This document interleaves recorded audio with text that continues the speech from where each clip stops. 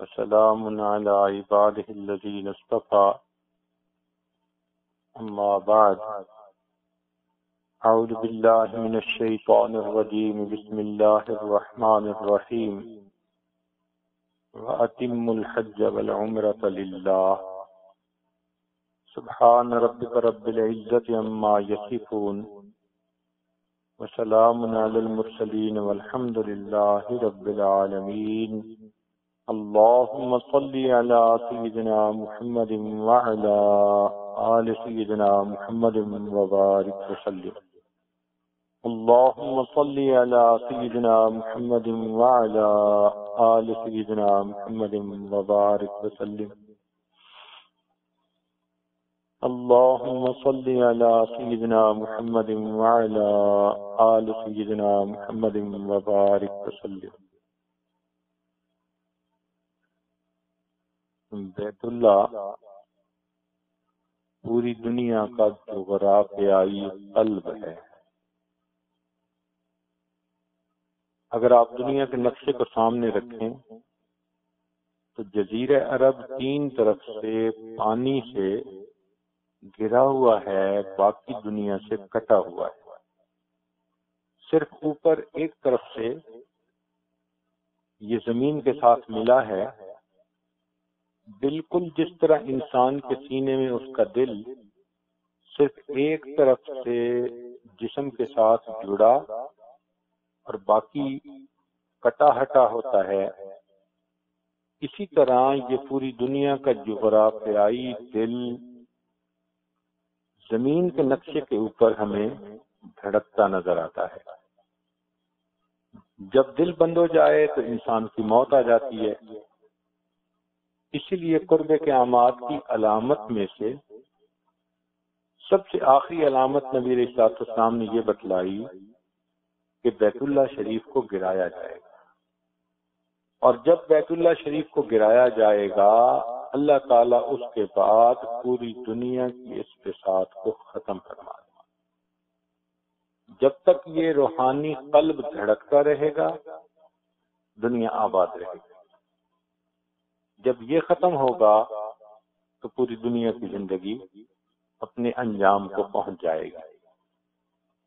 انسان کی ایک عادت ہے کہ جب وہ کسی سے محبت کرتا ہے تو اس کا جی چاہتا ہے کہ اسے دیکھے، اسے ملے، بات چیت کرے،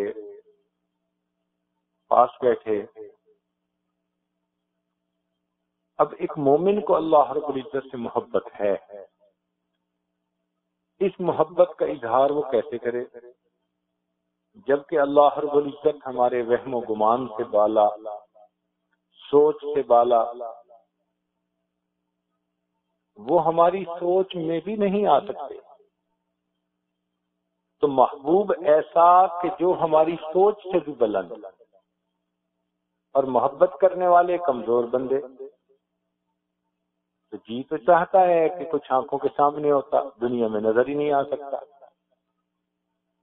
اسی کو علامہ اقبال نے کہا، کبھی اے حقیقت منتظر نظر آ لباس مجاز میں کہ ہزاروں سجدے تڑپ رہے ہیں میری جبین نیاز میں. کہ جی تو چاہتا ہے نا کہ محبوب سامنے ہو، اس کے قدموں پہ سر رکھ دیں، ہمیں بھی بندگی کا کچھ لطف اور مزہ آئے، احساس ہو کہ ہاں ہم نے کیا. تو دنیا میں تو انسان اللہ تعالیٰ کو دیکھ نہیں سکتا. اب یہ محب کی محبت کا جذبہ کیسے پورا ہو؟ ہم نہ سمت کا تعین کر سکتے ہیں، مشرق مغرب شمال جنوب، اللہ تعالیٰ حدود سے پاک ہے، سمت سے پاک ہے، نیچے اوپر کا تعین نہیں کر سکتے. تو محبت کا اظہار کیسے کریں؟ اللہ تعالیٰ نے اپنے بندوں پر احسان فرمایا کہ ایک جگہ تھی زمین پر جس کو اللہ نے اپنا گھر کہا اور اس پر اپنی تجلیات کو نازل کر دیا، اور یہ فرمایا کہ اب تم اس گھر کی طرف اگر سجدہ کرو گے تو گویا تم میرے سامنے سجدہ ریز ہونے کا شرف پالو گے. اب ایمان والوں کے لیے کام آسان ہو گیا. کوئی مشرق میں ہے، مغرب میں ہے، شمال میں ہے، جنوب میں ہے، جہاں بھی ہے وہ ان تجلیات کی طرف رخ کر کے نیت باندھ کے کھڑا ہے، گویا میں اپنے محبوب کے سامنے ہوں اور میں اس کے سامنے سجدہ ریز ہو رہا. تو نماز کی سمت کا تعین بھی آسان ہو گیا. پھر سجدہ کرنے میں بھی ایک کیفیت مل گئی کہ محبوب سامنے ہے، کیونکہ اس کی تجلیات وارد ہو رہی ہیں. یہ ذہن میں رکھیں کہ بیت اللہ شریف صرف اس کوٹھے کا نام نہیں ہے جو پتھر کا بنا ہوا ہے. فرض کرو اگر کسی وقت پتھروں کو ہٹا دیا جائے تو بیت اللہ شریف تو نہیں ہٹے گا، وہ تو وہیں رہے گا. اصل میں جو تجلیات ہیں وہ عرش سے نازل ہو رہی ہیں اور تحت الثری تک جا رہی ہیں.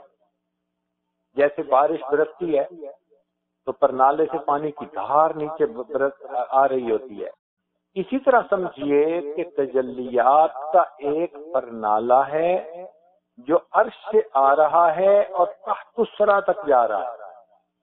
اسی لیے اوپر سے نیچے تک یہ تجلیات ہے.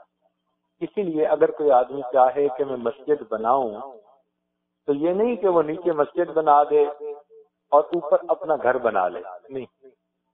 جب اس نے مسجد کی نیت کی تو وہاں سے لے کر عرش تک اب وہ مسجد ہی ہے، اوپر گھر نہیں بن سکتا. یہ تو ممکن ہے کہ نیچے بیسمنٹ ہو کوئی اور اس کے اوپر مسجد کی نیت کر لی جائے. ایک ہوتا ہے مصلی عبادت کے لیے، وہ تو کوئی بھی کمرہ بن سکتا ہے. ایک ہے شرعی مسجد. جب شرعی مسجد کی نیت کر لی تو جہاں سے نیت کی وہاں سے عرش تک اب یہ سارا کا سارا یہ اللہ کا گھر ہے. اب اگر یہ دنیا کے پتھر کا گھر ہوتا تو جو لوگ ہوائی جہاز میں ہوتے ہیں وہ کیسے سجدہ کرتے؟ وہ زمین کی طرف رخ کر نہیں سکتے، وہ تو ہوا میں ہوتے ہیں. جو خلا میں لوگ وقت گزارتے ہیں وہ کیسے نمازیں پڑھتے؟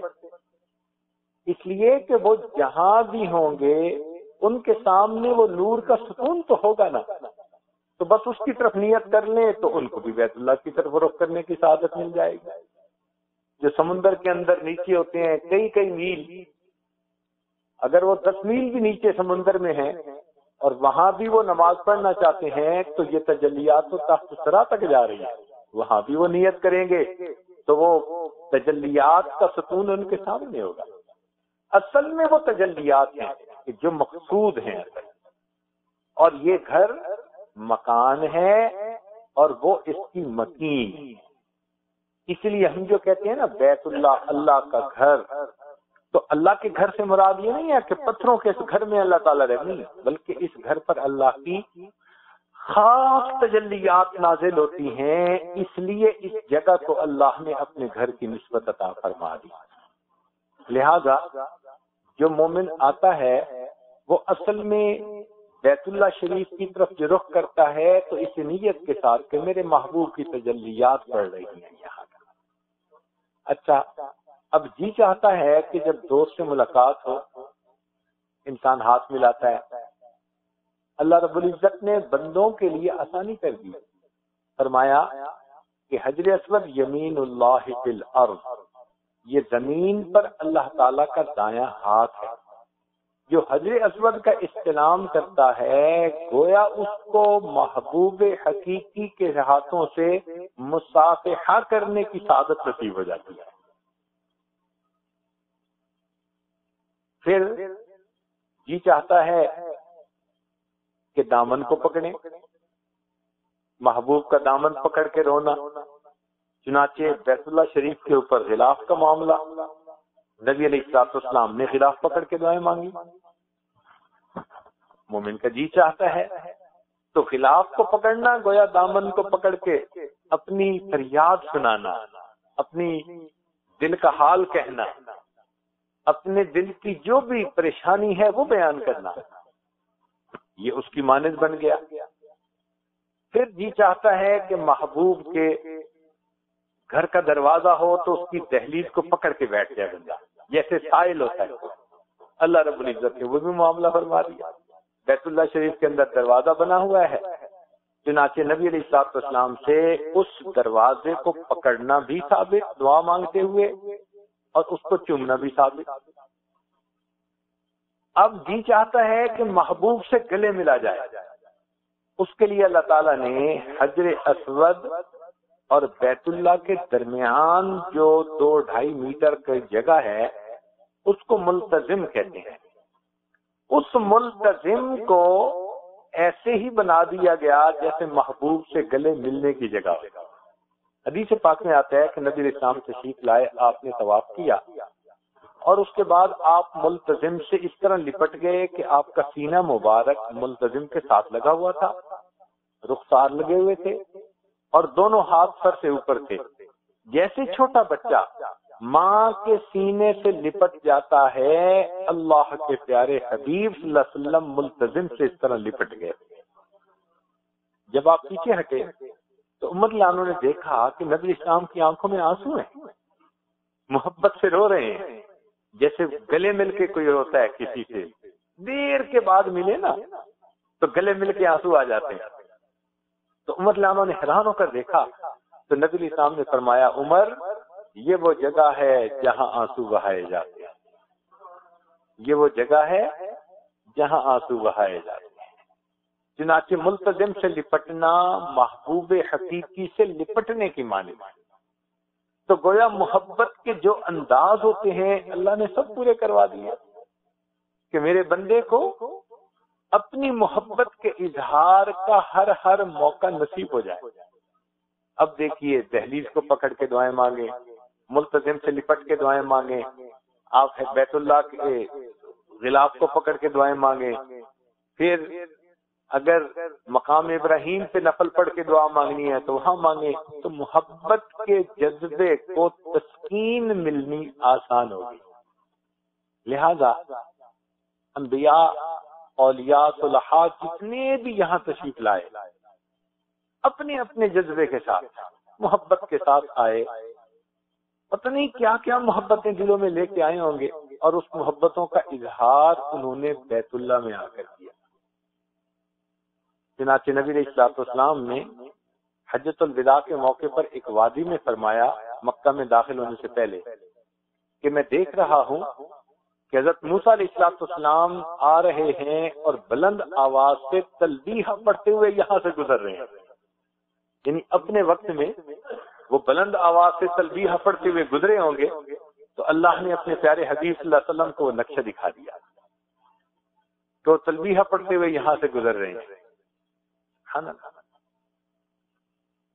تو یہ گویا اس محبت کے جذبے کو پورا کر دکھانے کا ایک طریقہ بن گیا. اب سوال یہ پیدا ہوتا ہے کہ جو طواف کیا جاتا ہے یہ طواف عام طور پر اینٹی کلاک وائز کیا جاتا ہے، جو سنت ہے. ایک ہوتا ہے نا کلاک وائز ڈائریکشن، ایک ہوتا ہے اینٹی کلاک وائز ڈائریکشن. تو آپ نے دیکھا ہوگا کہ طواف اینٹی کلاک وائز ڈائریکشن میں کیا جاتا ہے، یعنی حضرت صلی اللہ علیہ وسلم کر کے ہم رکن یمانی کی طرف نہیں جاتے بلکہ بیت اللہ کے دروازے کی طرف چلتے ہیں. تو یہ اینٹی کلاک وائز ہو گیا. تو یہ ایسے کیوں ہے بھائی؟ کلاک وائز ڈائریکشن ہوتی جو لوگ عام طور پر دنیا میں کرتے ہیں، دیکھتے ہیں، مگر یہاں ڈائریکشن دوسری رکھی گئی. اس بات کی کیا وجہ؟ اب یہ محبت کی بات ہے اور محبت کے انداز سے ہی سمجھی جا سکتی ہے. چنانچہ محبت کے میدان میں کسی چیز کا قریب ہونا یہ اہمیت رکھتا ہے. مثال کے طور پہ ایک نوجوان کی شادی تھی تو بڑے میاں سے سامنے اس نے تذکرہ کیا میری شادی ہے. انہوں نے کہا بھائی بیوی کو تم کوئی تحفہ دو گے؟ اس نے کہا جی. کون سا تحفہ پیش کرو گے؟ کہ جی انگوٹھی کا. انہوں نے کہا تمہیں پتہ ہے کہ انگوٹھی کس انگلی میں پہنائی جاتی ہے؟ انہوں نے کہا مجھے تو نہیں پتا. اس نے کہا کہ انگوٹھی اس انگلی میں پہنانا جو دل کے زیادہ قریب ہو. تو وہ نوجوان حیران ہوا. پھر اس نے بتایا کہ دیکھو دل سے جو خون کی شریانیں جا رہی ہیں نا انگلیوں میں، تو چھوٹی انگلی کے ساتھ والی جو انگلی ہے اس کا فاصلہ سب سے چھوٹا ہے. چنانچہ میڈیکل کے جو آج تک رپورٹیں ہوئی، انالیسز ہوئے، یہ ثابت ہو گیا کہ قلب سے جو خون کا راستہ ہے وہ اس انگلی کا دوسروں کی نسبت وہ کم ہے، تو گویا یہ انگلی دل کے زیادہ قریب ہے، لہذا تم نے محبت کی جو بنیاد ڈال دی ہے تو انگوٹھی کہاں پہنانا؟ چھوٹی انگلی کے ساتھ والی انگلی میں، یہ دل کے قریب ہے۔ تو معلوم ہوا کہ محبت کے میدان میں اتنا بھی قرب جو ہے وہ جذبات کو ظاہر کرنے میں مدد دیتا ہے، دوسرے کو پیغام دیتا ہے کہ دیکھو میں تم سے کتنی محبت کر رہا ہوں۔ اچھا بھائی، اگر یہ قرب اتنی اہمیت رکھتا ہے تو آپ بتائیے کہ اگر ہم کلاک وائز ڈائریکشن میں طواف کرتے تو ہمارا دل بیت اللہ کے اس وقت قریب ہوتا یا اینٹی کلاک وائز کرنے سے دل بیت اللہ کے قریب ہوتا؟ اینٹی کلاک وائز، کیونکہ اس ڈائریکشن میں دل بیت اللہ کے زیادہ قریب ہوتا ہے، اللہ نے اسی کو طریقے کو پسند فرمایا۔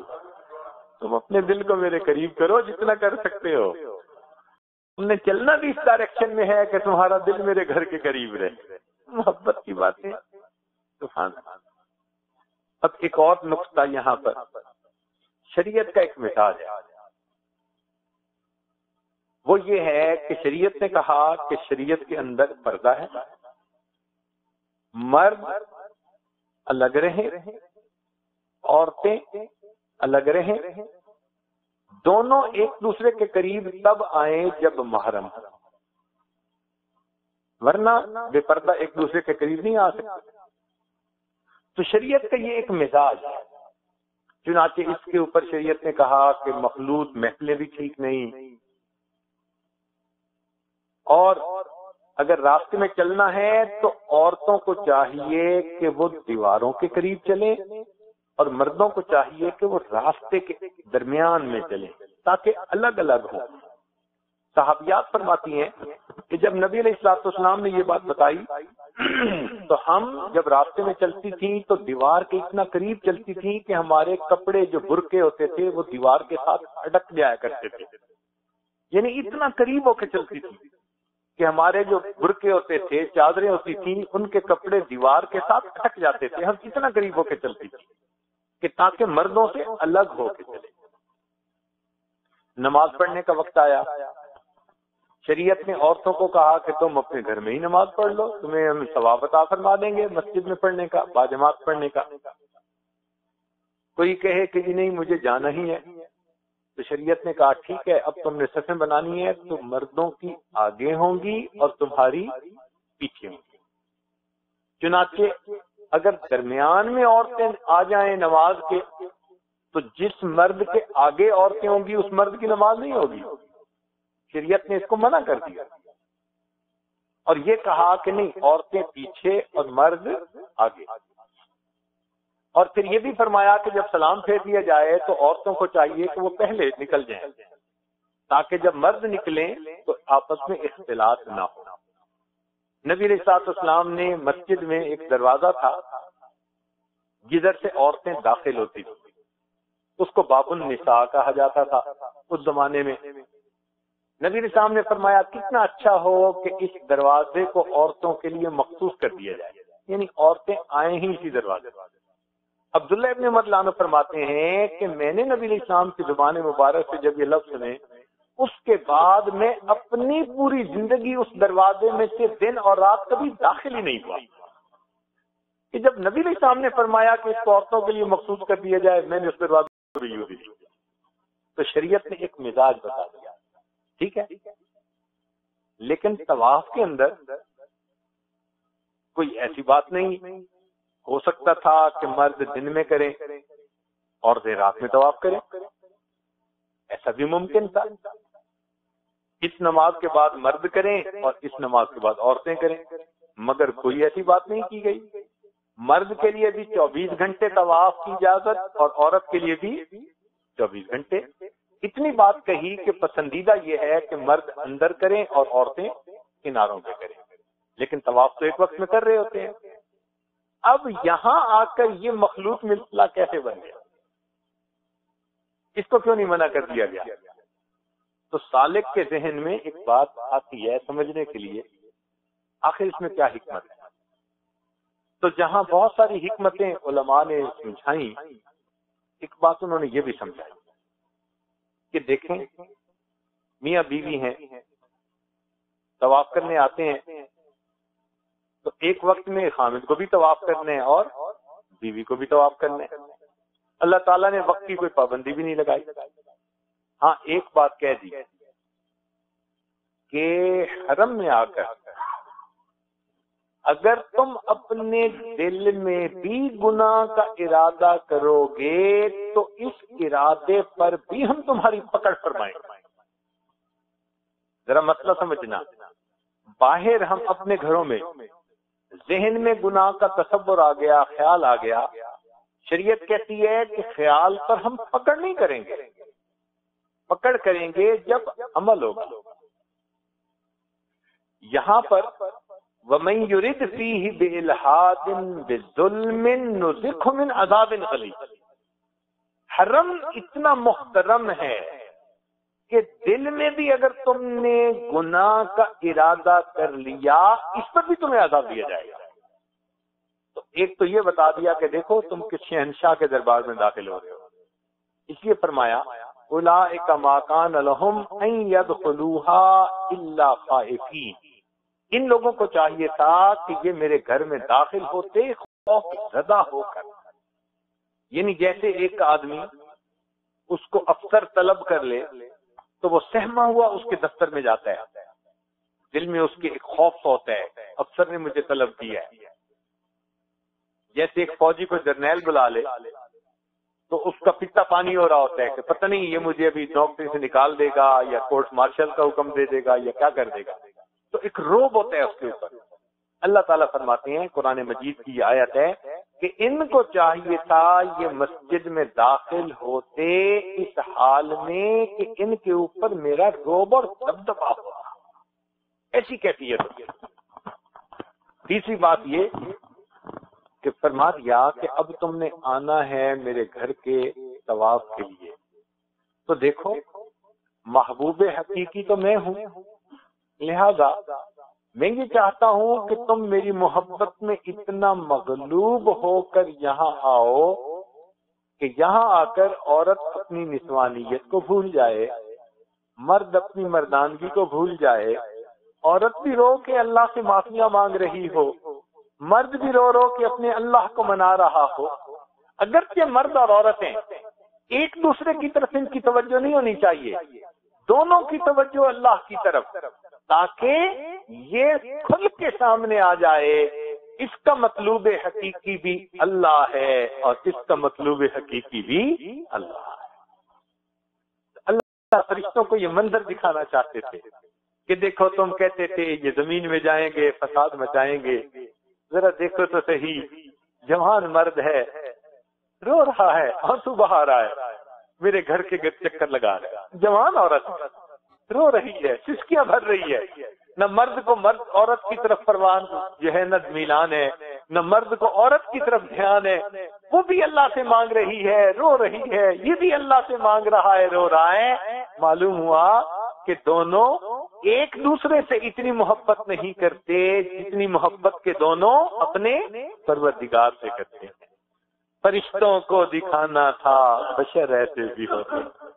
اللہ تعالیٰ فرشتوں کو یہ دکھانا چاہتے تھے کہ دیکھو بشر ایسے بھی ہوتے ہیں، میری محبت میں ڈوبے ہوئے ایسے بھی ہوتے ہیں کہ جب میرے گھر کے قریب آتے ہیں تو پروانے کی طرح میرے گھر کا طواف کرتے ہیں، ان کی توجہ غیر کی طرف ہوتی ہی نہیں۔ اس لیے اللہ رب العزت نے یہاں پر آ کر حکم دیا کہ تم دونوں میری محبت میں ڈوب کے اس طرح طواف کرو کہ تمہارا دل کسی غیر کی طرف مائل ہی نہ ہو، میری ہی محبت میں ڈوبا ہوا۔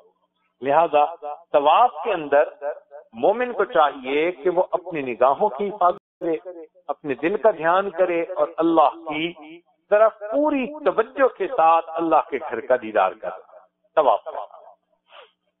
ہمارے اکابر جب سفر حج پر آتے تھے تو خوب جی بھر کے عبادت کرتے تھے، خوب جی بھر کے عبادت کرتے تھے، اپنا پورا وقت عبادات میں لگاتے تھے۔ نبی علیہ السلام حج کے لیے تشریف لائے تو آپ صلی اللہ علیہ وسلم نے اپنا قیام مکہ مکرمہ سے باہر رکھا۔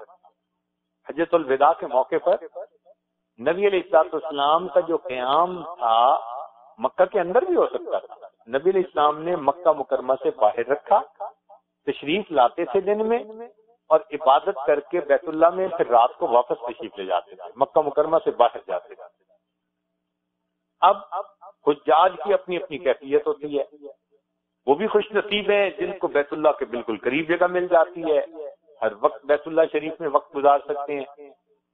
کچھ ایسے بھی ہیں کہ جن کو ذرا دور جگہ ملتی ہے، کچھ دنوں کے لیے وہ جاتے ہیں، دن میں یا رات میں عبادت کر کے واپس آتے ہیں۔ بہرحال جو بھی صورتحال ہو، ہم جہاں بھی ہوں ہمیں چاہیے کہ ہم اپنا وقت زیادہ سے زیادہ عبادت میں گزاریں۔ اب شریعت کے اندر ایک مسئلہ ہے کہ جس نے حرم میں نماز پڑھی اس کو ایک نماز کے بدلے 1,00,000 نمازوں کا ثواب ملتا ہے۔ اب اس پر فقہا نے آپس میں دلائل دیے کہ کیا صرف حرم مکہ کے اندر نماز پڑھنے کا ثواب؟ انہوں نے کہا نہیں، ہو سکتا ہے کہ مسجد کی کیپیسٹی ہو 1,00,000 بندوں کو سمانے کی اور حج والے ہو جائیں 2,00,000، تو 1,00,000 تو مسجد سے باہر ہی نماز پڑھیں گے نا۔ تو معلوم یہ ہوا کہ صرف مسجد کے اندر پہ تو فتویٰ نہیں دے سکتے، باہر کی بھی نماز جو ہے ان کو بھی پھر 1,00,000 کا ثواب ملنا چاہیے۔ انہوں نے کہا اچھا جی، ایک تو ہے مسجد کے اندر نماز پڑھنا، جو مقامی لوگ ہیں شہر کے، اگر وہ 1,00,000 نمازوں کا ثواب لینے کے لیے حرم میں آنے لگے تو حاجیوں کو تو جگہ ہی نہ ملے، اور اس موقع پہ وہ ان کو قربانی کرنی پڑتی ہے کہ وہ اپنے گھر کے قریب کی مسجدوں میں نماز پڑھ لیتے ہیں اور بیت اللہ میں اس لیے نہیں آتے کہ حاجیوں کو زحمت نہ ہو، تنگی نہ ہو، تو وہ کیوں ثواب سے محروم ہوئے؟ ان کا ہاں، اس کا مطلب یہ ہوا کہ بیت اللہ کے اندر نماز پڑھنے کا بھی 1,00,000 نمازوں کا ثواب، اور جو قریب قریب کی مسجدیں ہیں ان میں نماز پڑھنے کا بھی 1,00,000 نمازوں کا ثواب۔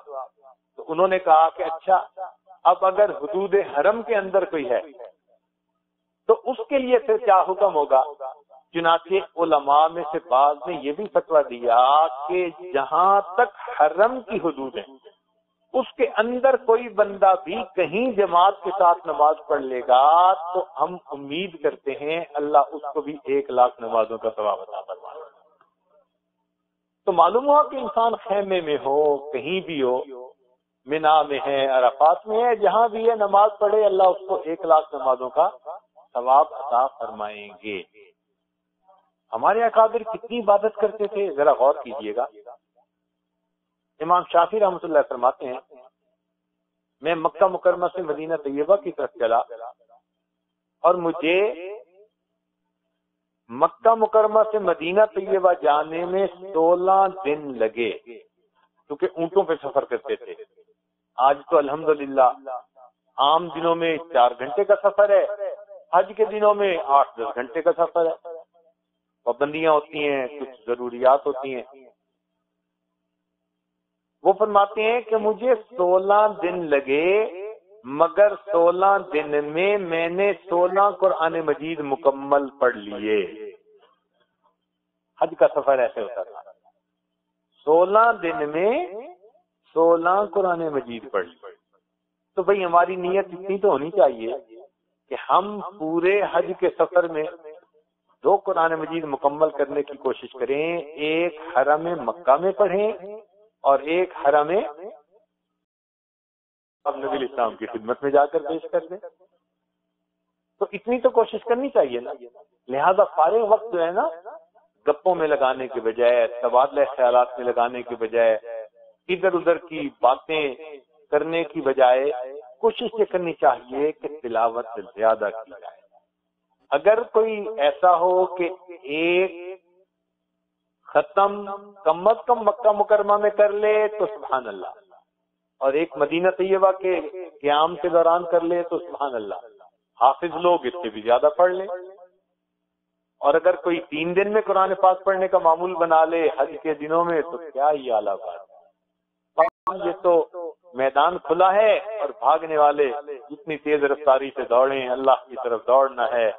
فَفِرُّوا إِلَى اللَّهِ، اللہ کی طرف تم فرار اختیار کرو جتنا کر سکتے. ہماری حضرت رحمت اللہ علیہ فرماتے تھے کہ میں نے ایک مرتبہ حرم میں بیت اللہ کے سامنے بیٹھ کر ایک قرآن اس طرح پڑھا کہ ایک آیت پڑھتا تھا اور آیت کے اندر جو مضمون ہوتا جنت کا ہوتا تو میں جنت کی دعا مانگتا، جہنم سے متعلق ہوتا تو اللہ کے عذاب سے بچنے کی دعا مانگتا. ہر آیت پر میں دعا مانگتا جو اس کے مناسب تھی. ایک آیت پڑھ کر اس پہ دعا مانگتا، دوسری پہ دعا مانگتا، یوں ایک ایک آیت کر کے میں نے پورا قرآن پاک بیت اللہ کے سامنے بیٹھ کر مکمل کیا. اب بتائیے کہ جس بندے نے 6666 آیتیں بیت اللہ کے سامنے بیٹھ کے پڑھی ہوں گی اور ہر آیت پہ اس نے دعا مانگی ہوگی، کیا اس کی اپنی کیفیت ہوگی؟ تو بھئی ہمیں اگر پورا قرآن پاک نہیں پڑھ سکتے تو جیسے ہم دن کا کچھ حصہ یا رات کا حصہ، آج کل تو بہتر معمول یہ ہے کہ قریب کے جو لوگ ہوتے ہیں نا، عام طور پر وہ دن میں زیادہ بیت اللہ میں رہتے ہیں، حرم میں رہتے ہیں. جو قریب کے ہوٹلوں کے لوگ ہوتے ہیں ان کی 5 نمازیں وہیں، وہ آتے جاتے وہیں ہیں، رہتے ہیں، نمازیں پڑھتے ہیں. عام طور پر دیکھا گیا کہ عشاء کے بعد یہ لوگ اپنے کمروں میں چلے جاتے ہیں چونکہ سارے دن کے تھکے ہوتے ہیں. تو بہترین وقت جو ہے نا دور والوں کے لیے وہ رات کا وقت ہی بنتا ہے. اور رات کے وقت میں ایک خوبی یہ بھی ہے کہ دن میں تو نمازیں آتی رہتی ہیں نا، تو ذرا نماز کا وقت آیا تو آدھا گھنٹہ پہلے ہی وہ مستورات کو بھگانا شروع کر دیتے ہیں کہ مردوں نے جماعت کروانی ہے، تم عورتوں کی طرف جاؤ، ادھر سے ہٹو ادھر سے ہٹو. اور عشاء کے بعد سے لے کے تہجد تک کوئی اٹھانے والا ہی نہیں. تو عورتیں بھی جا سکتی ہیں، پرسکون ایک طرف بیٹھ کے تلاوت کر سکتی ہیں، نماز پڑھ سکتی ہیں، دعائیں مانگ سکتی ہے، تسلی اور سکون کی عبادت کی جا سکتی ہے. تو اگر یہ معمول بنا لیا جائے کہ ہم عشاء اپنی پڑھ کے، چونکہ عشاء کے بعد متصل پونا گھنٹہ 1 گھنٹہ یہ تو وہاں سے باہر کی طرف جا رہی ہوتی ہے، اس کے بعد اگر وہاں پہنچیں اور پھر ہم مطاف میں جا کر بیٹھ جائیں اور اس میں تلاوت، تسبیحات، درود شریف، مراقبہ، ذکر جو بھی جی چاہے، اور کچھ نہیں تو بیٹھ کے بیت اللہ کو ہی دیکھتے رہیں.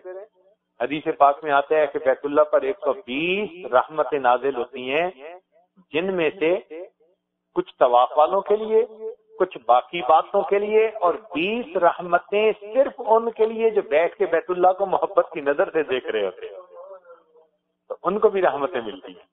تو رات کا کچھ وقت 2 گھنٹے 3 گھنٹے 4 گھنٹے جتنا کسی کی طبیعت ہو. بعض لوگوں کو بیماری کا عذر ہوتا ہے کہ وضو نہیں رہتا تو چلو بھائی وہ کم وقت گزار لیں.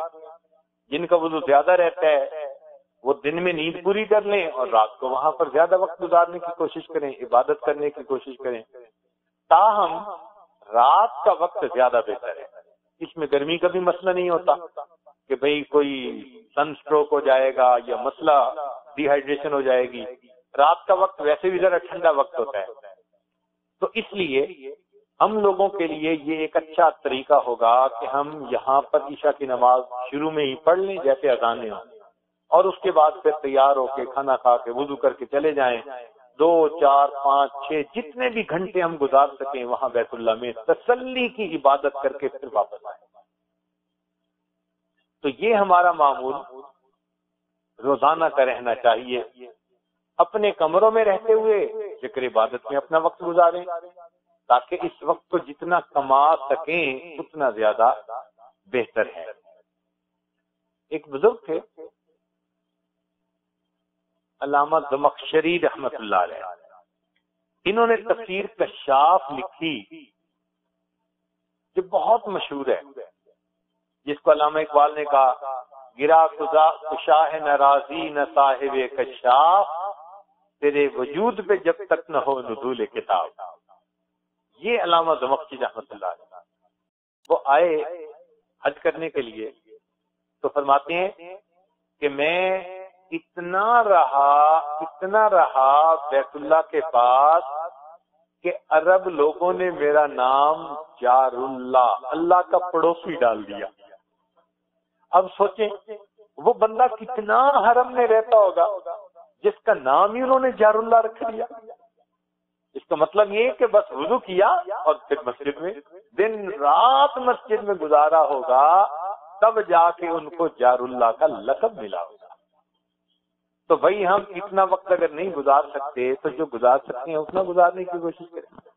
چنانچہ حضرت قاری رحیم بخش پانی پتی رحمۃ اللہ علیہ ان کے بارے میں ہم نے سنا ہے کہ وہ فرماتے تھے کہ میں ایک مرتبہ حاضر ہوا، عمرہ یا حج اللہ جانے کون سا سفر تھا، لیکن فرماتے ہیں کہ میں جتنے دن مکہ مکرمہ میں رہا میں نے ہر نماز امام کے پیچھے پہلی صف کے اندر تکبیر اولیٰ کے ساتھ ادا کیا.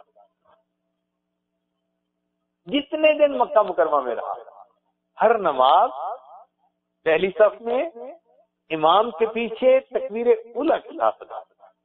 اللہ، اس کا مطلب یہ ہوا کہ یہ حضرات پھر حرم میں خوب وقت گزارتے تھے.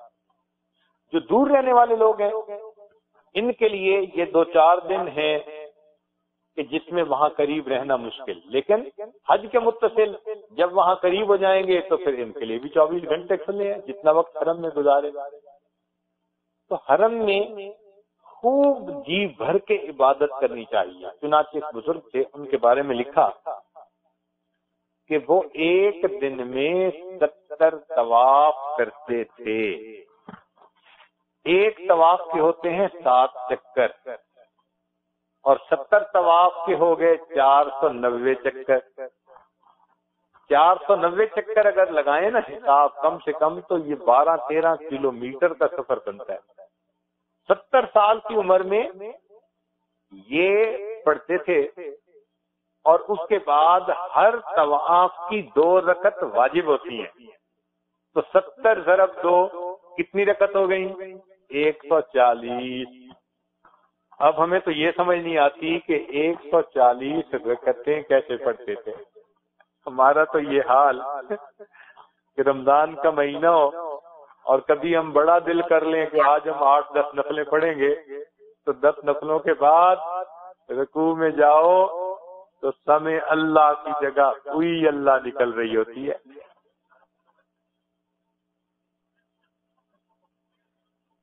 یہ کیسے لوگ تھے؟ 140 رکعت نفل صرف طواف کے. اللہ اکبر. اور چلنا اس کے علاوہ رش تو چلو کم ہوتا ہوگا لیکن عمل تو ہے نا جی. عمل تو ہے نا جی کہ انسان اتنے طواف کرے اور پھر اتنی رکعتیں. ہم نے ایک مرتبہ عمرے کے موقع پر نوجوان بچے بچیوں سے کہا کہ بھائی ہم 10 دن کے لیے تقریباً یہاں آئے ہیں ٹھہرنے کے لیے. تو ایک بزرگ تو روزانہ 70 طواف کرتے تھے، ہم 10 دنوں میں ہی 70 طواف کر جائیں تو 7 طواف روز کے ہو جائیں گے. چلو 1-2 دن گزر گئے کوئی مسئلہ نہیں، باقی دنوں میں طواف کر لیں. تو کچھ نوجوان بچوں نے نیت کری کہ ہم 8-10 دنوں میں 70 طواف کریں گے مکمل.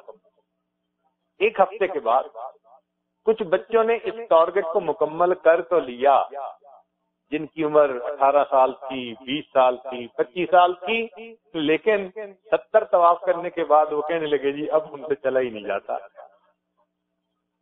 اللہ، یعنی ایک ہفتے میں 70 طواف کرنے کے بعد ان کے لیے پاؤں سوج گئے، چھالے پڑ گئے. جوان بچے بچیاں کہنے لگے جی اب ہم سے چلا ہی نہیں جاتا. اس دن ان کو احساس ہوا کہ ایک دن میں 70 طواف کرنا کتنا مشکل تھا. تو دیکھو بھائی کتنی عبادت کرتے ہوں گے ایک دن میں 70 طواف. اور آج تو یہ حال کہ ہم ایک دن میں ایک طواف بھی کر لیں تو ہم سمجھتے ہیں بڑا ہم نے تیر مار لیا. تاہم کوشش تو کرنی چاہیے اور نیت بھی رکھنی چاہیے. اچھا یہ بھی ایک بات عرض کر دوں کہ کام نہ کر سکے نا بندہ تو نیت رکھنے کا بھی اجر مل جاتا ہے. معذور بندہ اگر نہیں کوئی عمل کر سکتا تو نیت تو رکھے کہ کرنا تھا. کہتے ہیں کہ حضرت سید حسین احمد مدنی رحمۃ اللہ علیہ جب قید تھے تو ہر جمعہ کے دن وہ جیل کے کمرے میں اپنی طرف سے کپڑے پہن کے امامہ باندھ کے تیار ہو جاتے اور نیت کر لیتے اے اللہ جمعہ کا دن ہے میں جمعہ کی میں ادا کرنے کے لیے جا رہا ہوں. تو کمرے کے ایک کونے سے چلتے اور دروازے تک آ کر کھڑے ہو جاتے. اے اللہ کھلا دروازہ ہوتا تو تیرے گھر تک پہنچ جاتا. پھر واپس آ کے اپنی 2 رکعت پڑھ لیتے تھے یا 4 رکعت پڑھ لیتے تھے لیکن اس قید کے دوران بھی جمعہ کی نماز کا ثواب حاصل کر لیتے تھے. اللہ اکبر. حضرت شیخ الحدیث مولانا زکریا رحمۃ اللہ فرماتے ہیں کہ میں نے پڑھا کہ نبی علیہ السلام نے جو کی روٹی کھائی. فرماتے ہیں کہ میں نے ایک دن جو کی روٹی شروع کی 2 دن یا 3 دن کھائی تو پیٹ خراب. ڈاکٹر نے منع کر دیا تمہارا ہاضمہ اس کو برداشت نہیں کر سکتا. کہتے ہیں کہ پھر میں نے گندم ہی کی روٹی شروع کر دی مگر میں نیت کرتا ہوں میں امید کرتا ہوں کہ میری نیت کی وجہ سے مجھے پوری زندگی جو کی روٹی کھانے کا ثواب ملے گا. میں نے نیت جو کر لی تو یہ نیت عجیب چیز ہوتی ہے. چنانچہ امام احمد بن حنبل رحمۃ اللہ علیہ کے زمانے میں ایک ان کا پڑوسی تھا جو حداد تھا. حداد کہتے ہیں لوہار کو. اور پہلے زمانے میں جو لوہار ہوتا تھا نا اس کی پٹی ہوتی تھی اور پھر وہ ہتھوڑے سے لوہے کو کوٹتا تھا اور جوڑتا تھا. وہ بھی بیچارہ سارا دن لوہا کوٹنے میں لگا رہتا تھا. وفات ہو گئی. کسی بڑے عالم کو وہ حداد خواب میں ملا تو اس نے پوچھا کہ انہوں نے پوچھا سناؤ بھائی کیا بنا.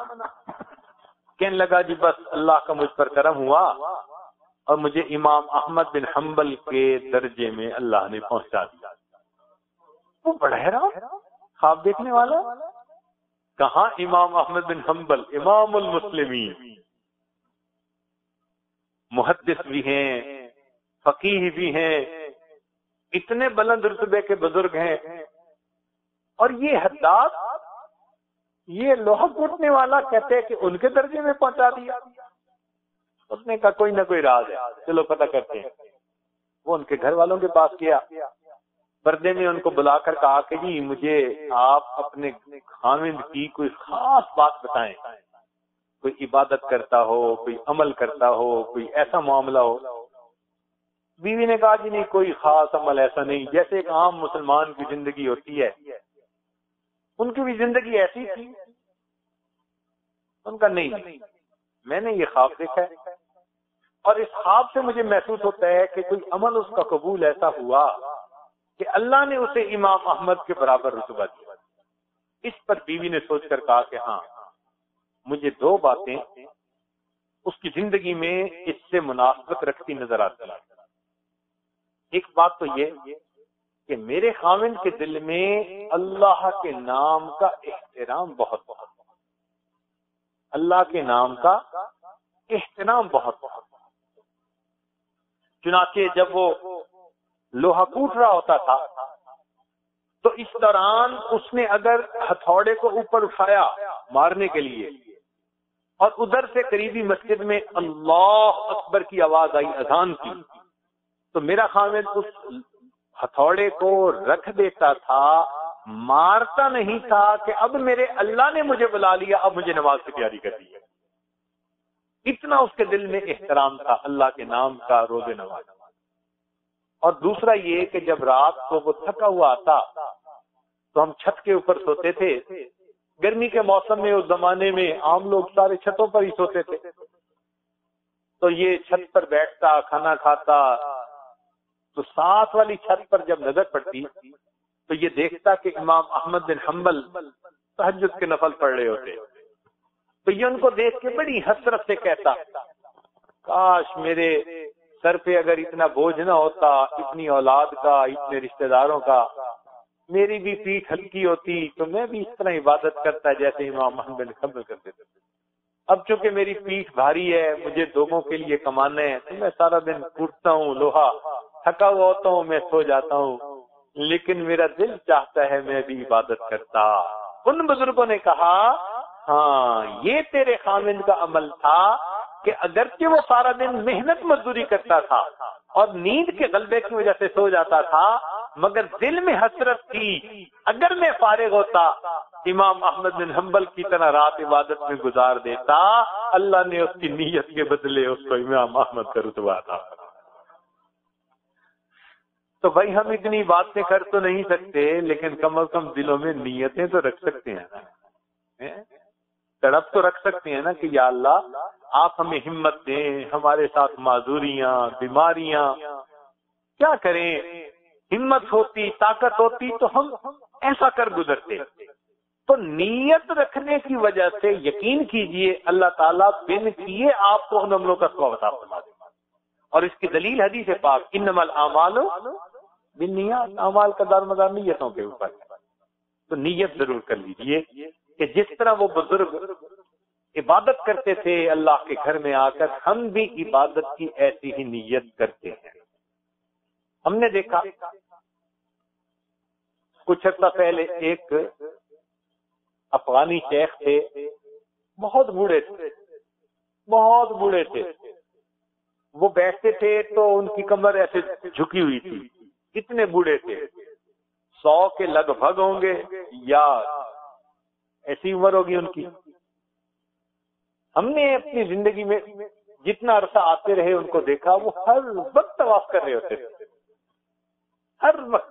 اچھا تھے ویل چیئر پر، چل نہیں سکتے تھے، اب ویل چیئر پر وہ طواف کر رہے ہوتے اور دنیا طواف کرواتی ہے ان کو۔ اچھا کبھی کوئی نوجوان طواف کروا رہا ہے، 1 2 3 طواف کر کے اب وہ نوجوان تھک جاتا تو وہ ان کی ویل چیئر چھوڑ دیتا۔ تو جب ویل چیئر چھوڑ دیتا تو وہ کیا کرتے، اس ویل کے ہاتھ سے اپنے اس کو آہستہ آہستہ چلا کے نا سرکتے سرکتے وہ پھر طواف کر رہے ہوتے۔ اب جب ان کو کوئی دیکھتا کہ یہ سرک رہے ہیں تو کبھی کوئی عورت ان کی ویل چیئر لے لیتی، عورت ان کو طواف کروا دیتی۔ کبھی ہم نے دیکھا کہ ان کو معلم جو پھر رہے ہوتے ہیں وہ طواف کروا دیتے۔ میں نے اپنے دیکھا کہ سپاہی وردیوں کے اندر جو ڈیوٹی پہ ہوتے تھے نا، فارغ ہوتے، وہ ان کو طواف کروا رہے ہوتے، اور کوئی نہ کوئی ان کو طواف کروا ہی رہا ہوتا تھا۔ ہم دیکھتے فرض نمازوں کے علاوہ ہر وقت وہ طواف ہی کر رہے ہوتے۔ یا اللہ، میں ایک دن اتنا حیران کہ میں نے دیکھا کہ ایک نوجوان پسینہ پسینہ تھک گیا، اس نے طواف ختم کر کے کہا کہ اچھا شیخ میں جا رہا ہوں، میں تھک گیا ہوں۔ انہوں نے پھر نیت کر لی اور پھر تھوڑا آگے کھسکنے لگے۔ ان کو کھسکتا دیکھ کے ایک عربی عورت جا رہی تھی طواف کے دوران، اس نے دیکھا کہ بوڑھا بندہ ہے اور اس سے جو ہے نا چلا تو جا نہیں رہا، اس عورت نے ان کا پیچھے سے جو ہے نا ویل چیئر پکڑ لی، اس نے ان کو طواف مکمل کروا دیا۔ پھر عورت نے آ کے چھوڑ دیا۔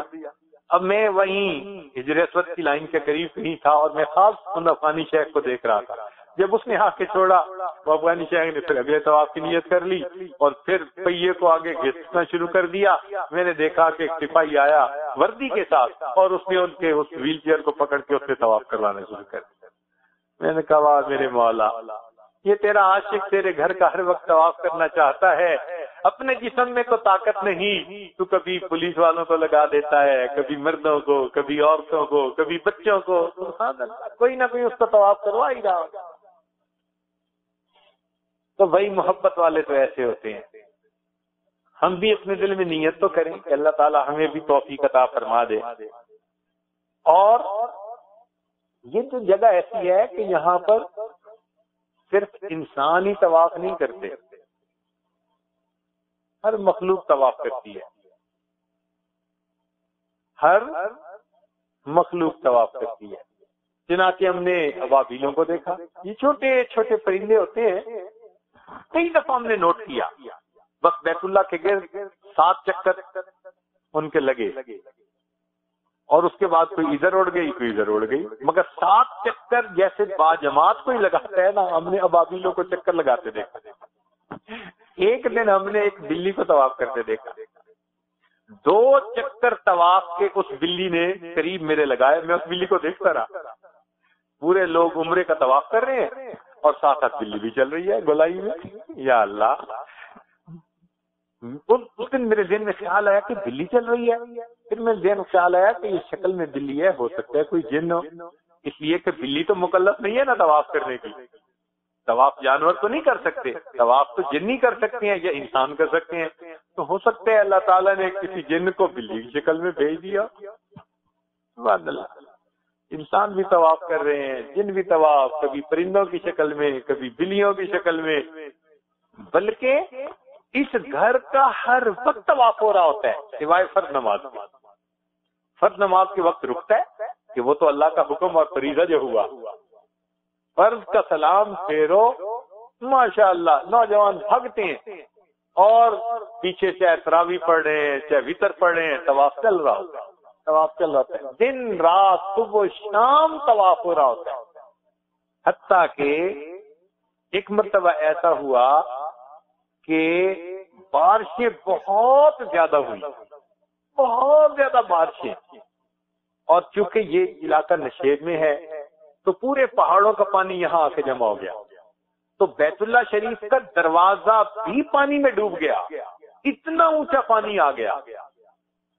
تو کہتے ہیں کہ اس وقت کچھ لوگ تھے جو تیر کے بیت اللہ کا طواف کرتے تھے، جتنے دن پانی رہا کوئی نہ کوئی آتا تھا، وہ تیرتا بھی تھا اور بیت اللہ کا طواف بھی کر رہا تھا۔ میرے مولا، اس حال میں بھی طواف، اللہ اکبر کبیرہ۔ تو وہی اللہ کے گھر کا طواف تو کر رہی ہے اللہ کی مخلوق، سبحان اللہ سبحان۔ اچھا، یہاں پر ایک بات میں اور بھی عرض کرتا چلوں، ایک مرتبہ بہت سال پہلے کی بات ہے، ان دنوں یہ عاجز امریکہ میں ٹھہرا ہوا تھا، وہاں پر ایک سپیس میوزیم ہے، بہت مشہور ہے پوری دنیا میں۔ کسی نے بتایا کہ وہاں پر ایک ڈاکومنٹری لگی ہے دی اسٹار، ستاروں کے بارے میں، اور اس میں انہوں نے ستاروں کے بارے میں بڑی معلومات دی ہیں۔ تو 2-3 اور بھی علماء تھے، انہوں نے بھی مجھے کہا کہ جی آپ کو ہم اسپیس میوزیم بھی دکھائیں گے اور یہ اسٹار کی ڈاکومنٹری بھی دکھائیں گے، اس لیے کہ اس ڈاکومنٹری میں نہ میوزک ہے اور نہ اس میں کوئی عورت غیر محرم ہے سامنے اسکرین پر، یہ تو ایک سائنسی چیز ہے جس میں کہ وہ ستاروں کے بارے میں بتائیں گے، تو اس میں کیا رہا؟ میرے بھی دل میں خیال آیا کہ قرآن مجید کی آیت ہے وَبِالنَّجْمِ هُمْ يَهْتَدُونَ، اور یہ ستاروں سے رہنمائی حاصل کرتے ہیں، تو چلو ہم بھی ستاروں کے بارے میں کچھ ڈھونڈیں۔ مدارس کے اندر، مدارس عربیہ کے اندر مستقل فلکیات کے عنوان پر ایک مضمون پڑھایا جاتا ہے، چنانچہ ہم بھی ان کے ساتھ چلے گئے، وہاں دیکھا تو انہوں نے پلینیٹیریم میں بٹھا دیا اور اوپر ستارے سارے نظر آ رہے تھے۔ انہوں نے 2 باتیں سمجھائیں کہ مقصد یہ ہے اس ڈاکومنٹری کو بنانے کا کہ اگر کوئی بندہ سمندر کے اندر ہو اور اس کو اس کی کشتی جہاز کسی طوفان میں گھر جائے اور اس کو پتہ ہی نہ چلے کہ وہ کہاں ہے، تو اس کو کم از کم وقت کا پتہ چلنا چاہیے اور سمت کا پتہ چلنا چاہیے، رخ کا، مشرق مغرب شمال جنوب۔ یا کسی آدمی کو دشمنوں نے گرفتار کر لیا اور ایسی جگہ رات کو جا کے انہوں نے چھوڑا کہ اب اس کے پاس کوئی پتہ نہیں کہ وہ کہاں ہے، تو اس کو ستاروں کو دیکھ کر وقت کا بھی پتہ ہونا چاہیے اور سمت کا بھی پتہ ہونا چاہیے وہ کس سمت میں چل رہا ہے۔ چنانچہ انہوں نے آسمان کے ستاروں کے بارے میں بتایا کہ اس کا یہ نام، اس کا یہ نام۔ ہمیں بھی سمجھ لگی کہ ہمارے جو بڑے بزرگ تھے نا، والد تھے، تو وہ تہجد میں اٹھتے تھے۔ اس زمانے میں ہم لوگ اپنے سائنس کے امتحان کے لیے راتوں کو کئی دفعہ پڑھا کرتے تھے، آگے پیچھے تو جم کے سوتے تھے رات کو۔ لیکن جب امتحان ہوتا تھا فکر زیادہ ہوتی تھی، تو امتحانوں کے قریب ہم دیکھتے تھے والد کو والدہ کو تہجد پڑھتے ہوئے، تو والد سے میں پوچھتا تھا کہ آپ ابھی کیوں اٹھ گئے ہیں اتنا جلدی؟ تو وہ آسمان کے ستاروں کی طرف دیکھ کے بتاتے تھے یہ ترنگڑ ہے، یہ کھچیاں، ایسے نام رکھے ہوئے تھے انہوں نے کہ بھئی اب یہ اتنا ایسے آئے تو پھر اذان اس وقت ہو جاتی ہے۔ تو ہمارے بزرگوں کو بھی ستاروں کو دیکھ کر فجر کی اذان یا صبح صادق کے ہونے کا پتہ تھا، لیکن ان کے نام اپنے اپنے تھے۔ ان لوگوں نے ذرا ان کو سائنسی انداز میں پیش کر دیا، بات ایک ہی جیسی تھی، تاہم بات اچھی لگی کہ انہوں نے خوب اچھی طرح بات کو سمجھایا۔ ایک مزے کی بات جو وہاں سیکھی ہم نے وہ یہ تھی کہ وہ کہنے لگے کہ عام آدمی جب آسمان کی طرف دیکھتا ہے تو اسے کچھ ستارے چلتے نظر آتے ہیں اور کچھ ستارے ساکن نظر آتے ہیں، جبکہ ایسا نہیں ہے۔ آسمان کے سارے ستارے چلتے ہیں، فرق یہ ہے جو تیز رفتاری سے چلتے ہیں وہ چلتے نظر آتے ہیں، جو بالکل آہستہ چلتے ہیں وہ اسٹیشنری نظر آتے ہیں۔ اگر اس اسٹیشنری کو ساکن ستارے کو آپ روزانہ دیکھنا شروع کر دیں تو آپ کو 1 سال کے اندر وہ بھی یہاں سے یہاں چلتا نظر آئے گا۔ تو اس کا مطلب چل تو رہا ہے، سپیڈ اس کی سلو ہے۔ پھر انہوں نے کہا کہ ہم آپ کو اگر دکھائیں کہ ستارے کیسے چلتے ہیں تو ہم آپ کو اس کی سیمولیشن دکھاتے ہیں، سیمولیٹ کرتے ہیں اس کو۔ چنانچہ انہوں نے کیا کیا کہ وہ ستاروں کی سپیڈ کو جو بڑھایا تو ہم بڑے حیران ہوئے کہ آسمان پر ایک ستارہ تھا جو خوب نمایاں اور بہت زیادہ روشن تھا۔ وہ ایک ستارہ اسٹیشنری تھا، اس کے علاوہ جتنے ستارے تھے وہ اس کے گرد یوں چکر لگا رہے تھے۔ جیسے یہ منظر میں نے دیکھا تو میرے ساتھ ایک عالم بیٹھے ہوئے تھے، میں نے ان کو کہا کہ یار دیکھو ذرا، میرے دل میں خیال آ رہا ہے کہ حدیث پاک میں آتا ہے کہ اللہ تعالیٰ کی تجلیات عرش سے نیچے آتی ہیں تو آسمانوں پر ایک جگہ ہے جس کو بیت المعمور کہتے ہیں، وہ فرشتوں کا قبلہ ہے، فرشتے اس کے گرد طواف کرتے ہیں، اور وہ بیت المعمور بیت اللہ کے بالکل اوپر ہے۔ اگر اوپر سے کوئی چیز گرے تو سمجھ لو کہ بیت اللہ کے اوپر آ کر گرے گی، اور نیچے زمین پر یہ بیت اللہ ہے، اس کے گرد انسان طواف کرتے ہیں۔ تو میں نے کہا کہ عرش پر بیت المعمور آسمانوں پر، اور نیچے زمین پر بیت اللہ، اور درمیان میں جہاں سے یہ گزر رہا ہے آسمان سے یہ ستارہ جو نظر آ رہا ہے، میں نے کہا کہیں یہی تو وہ پوائنٹ نہیں جہاں سے تجلیات اللہ کی آتی ہیں؟ تو معلوم ہوا کہ اگر یہ وہ جگہ ہے تو جتنے بھی ستارے ہیں چھوٹے کے بڑے سارے کے سارے ان تجلیات کے گرد ہم ہوئے تم ہوئے کہ میر ہوئے، اس کی زلفوں کے سب اسیر ہوئے، سب اللہ کے چاہنے والے۔ وہ تجلیات آسمانوں پر ہوتی ہیں تو فرشتے طواف کر رہے ہوتے ہیں، وہ خلا میں سے گزر رہی ہوتی ہیں آسمانوں کے قریب سے تو پھر سارے ستارے اس کے گرد طواف کر رہے ہیں، اور جب وہ زمین پر اترتی ہیں تو آسمان یہاں پر انسان بھی طواف کر رہے ہیں اور جن بھی طواف کر رہے ہیں، سارے کے سارے اللہ کے چاہنے والے۔ اس طواف کے عمل میں اللہ نے ہمیں بھی شامل ہونے کی توفیق عطا فرمائی۔ یہ اللہ کا کتنا بڑا کرم ہے، کتنا بڑا احسان ہے۔ اس لیے جب آپ طواف کریں تو ذہن میں یہ احساس لے کے کریں کہ یہ وہ تجلیات ہیں کہ جن کے گرد ہر کائنات کی ہر چیز گھوم رہی ہے، ہر چیز گھوم رہی ہے۔ آج اللہ نے مجھے بھی یہاں گھومنے کے لیے، سمجھ میں نہیں آتی تھی کہ آخر اس گھومنے کو عبادت کیوں بنا دیا گیا۔ طالب علم کے ذہن میں سوال پیدا ہوتا ہے نا کہ گھومنے کو عبادت کیوں بنا دیا۔ بعد میں پھر بات سمجھ میں آئی کہ دیکھو دنیا کے اندر جب کوئی کپڑا میلا کچیلا ہو جاتا ہے نا تو پھر عورتیں اس کو پہلے تو ہاتھوں سے دھویا کرتی تھیں، آج کے زمانے میں آٹومیشن آ گئی تو واشنگ مشین بن گئی، تو اب عورتیں کیا کرتی ہیں، اس میلے گندے دھبے والے کپڑے کو واشنگ مشین میں ڈال دیتے ہیں، اور واشنگ مشین میں پانی آتا ہے صابن والا، اور پھر اس کو چند چکر لگوا دیتے ہیں، اور چکر لگوا کے پھر اس کو صاف کر کے میل ہٹا کے اس کو نکال دیتے ہیں۔ تو اب سمجھ میں یوں بات آتی ہے کہ اللہ رب العزت کریم ہے، اپنے بندوں پر مہربان ہے۔ انہوں نے بھی دنیا میں ایک روحانی واشنگ مشین بنا دی۔ میرے بندو، دلوں پہ تم داغ لگا بیٹھے، دلوں کو تم غیر کی محبت سے زخم لگا بیٹھے، بہت گناہوں کا سنگ لگ گیا، آؤ میرے گھر کی طرف، میں نے تمہارے دلوں کو دھونے کے لیے ایک واشنگ مشین بنا رکھی ہے، تم آؤ گے میرے گھر کے ساتھ چکر لگاؤ گے، میں بھی تمہیں دھو کے باہر نکال۔ اللہ اکبر کبیر۔ اللہ رب العزت ہمیں بہت شوق جذبے کے ساتھ بیت اللہ شریف کے اندر، حرم کے اندر طواف کرنے کی، نمازیں پڑھنے کی، تلاوت کرنے کی، تسبیحات پڑھنے کی توفیق عطا فرمائے۔ وآخر دعوانا ان الحمد للہ رب العالمین۔ دعا کر لیجیے۔ سبحان ربی العلی العظیم، اللہم صلی علی سیدنا محمد۔